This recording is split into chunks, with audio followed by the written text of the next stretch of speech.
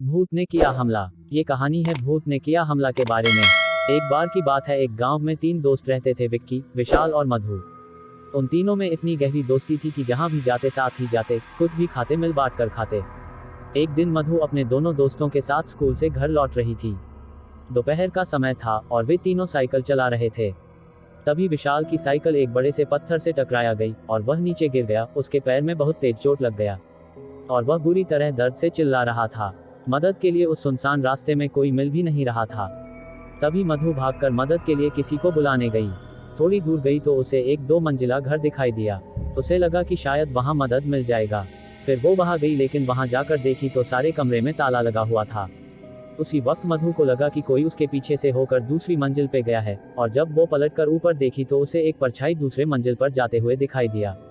मधु को लगा कि शायद ऊपर कोई रहता होगा, उसी की परछाई होगी। मधु उसे रोकने के लिए आवाज लगाते हुए उसके पीछे पीछे दूसरे मंजिल पर चली गई। फिर वो वहां जाकर देखी तो उस मंजिल पर बस एक कमरा था और उस पर ताला लगा हुआ था।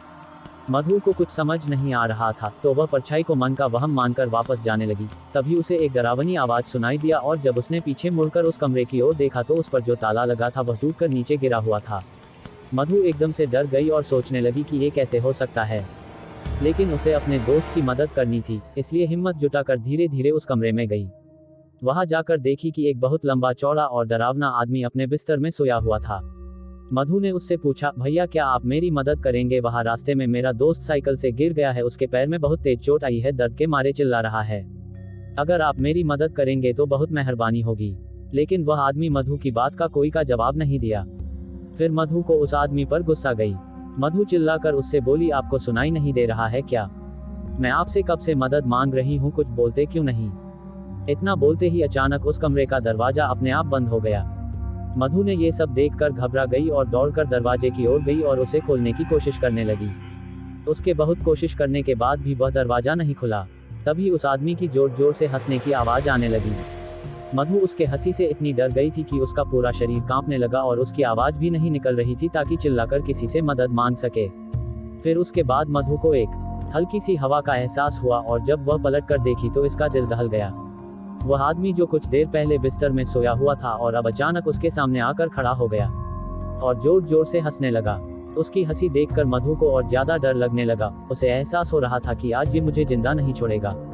फिर वो आदमी मधु को पकड़ लिया और उसे अपने पास खींचने लगा। मधु जोरों से रोने चिल्लाने लगी। वह आदमी उसके मुंह पर हाथ रखा और उसे नोचने लगा। भूत ने किया हमला और उसके बाल पकड़कर घसीटते हुए उसे जंगल की ओर ले जाने लगा।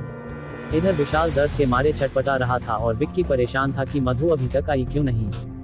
थोड़ी देर तक मधु की राह देखा। जब वो नहीं आई तो विक्की खुद उसे ढूंढने निकल गया।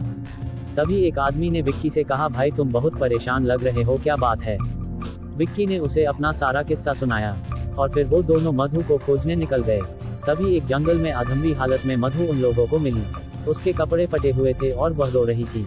विक्की ने उसे देखते ही गले लगा लिया और पूछने लगा कि ये सब कैसे हो गया। फिर मधु अपने साथ हुए सारा किस्सा बताया। उसके साथ हुए इस हादसे को सुनकर दोनों के रोंगटे खड़े हो गए।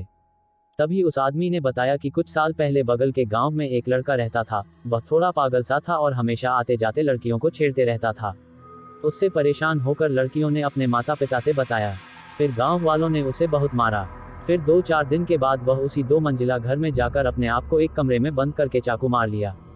उसकी मौत का काफी दिन तक किसी को पता नहीं चला था, लेकिन जब उसकी लाश मिली तो बहुत ही डरावनी और भयंकर हालत में मिली थी और तब से उसकी आत्मा उसी कमरे में भटकती रहती है।